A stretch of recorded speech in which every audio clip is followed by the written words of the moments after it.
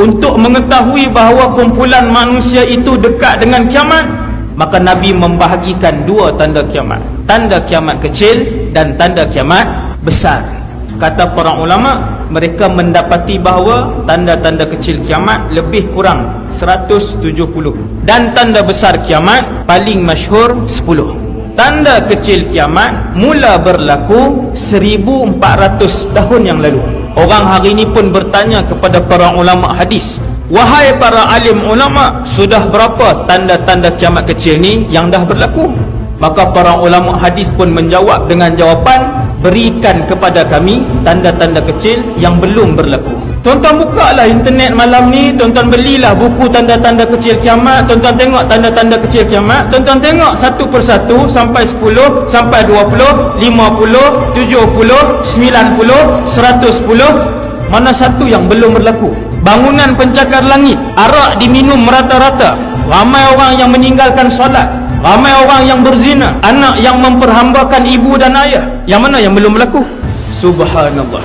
Kata para ulama, antara tanda kecil kiamat yang beberapa sahaja yang belum berlaku, antaranya ialah keluarnya Imam Mahdi. Apabila ulama sebut kebanyakan tanda-tanda kiamat kecil telah pun berlaku, telah pun dilihat, maka selesai tanda kecil kiamat. Kata Rasulullah, kalau pagi ni lengkap ke semua tanda kecil kiamat, maka tengah hari itu akan keluar tanda besar kiamat yang pertama. Bila keluar tanda besar yang pertama, cuaca berubah, pemakanan berubah, ibadat berubah, cara solat berubah. Maka ini perlukan kepada ilmu untuk menghadapi kemungkinan datangnya zaman itu. Ya Rasulullah, tanda besar kiamat yang pertama itu akan muncul apabila kesemua tanda kecil selesai. Bagaimana kami nak tahu bahawa tanda kiamat yang pertama itu sangat dekat? Nabi kata, nak tahu tanda kecil, tanda besar kiamat pertama itu dekat, Nabi kata, inna amamad dajjal sinuna khadda'ah. Apabila kalian tengok dalam masyarakat dekat-dekat dengan kemunculan tanda besar kiamat yang pertama, iaitulah Dajjal, kehidupan masyarakat ketika itu dipenuhi dengan pembohongan.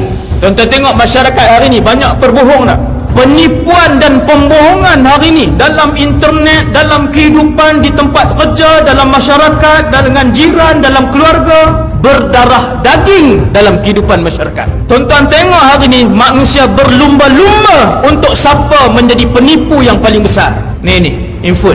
Kalau nak tipu di masjid ni, dia tak tersebar luas sebab orang masjid datang macam ni 500 orang. Tapi dalam ni sekali tipu, lepas tu kita share, dalam masa 1 minit 100,000 orang boleh ditipu. Tuan-tuan, setiap hari mesej tipu atau fitnah atau sebar aib orang ni penuh.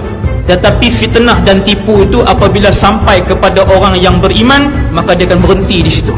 Hanya orang beriman saja yang tidak menyebarkan berita palsu, aib orang, penipuan dan sebagainya. Dia tak sebar. Subhanallah.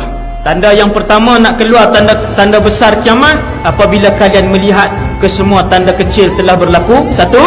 Yang kedua, apabila kalian melihat di dalam masyarakat penipuan itu begitu banyak. Betul-betul macam yang zaman ini yang kita hidup ni. Kata Rasulullah, hadis yang sama, sesungguhnya dekat-dekat dengan kemunculan Dajjal penuh dengan penipuan. Orang yang bercakap benar akan dituduh sebagai penipu, dan penipu akan dijunjung oleh orang ramai. Ini yang cakap benar. Hasbunallah wa ni'mal wakil.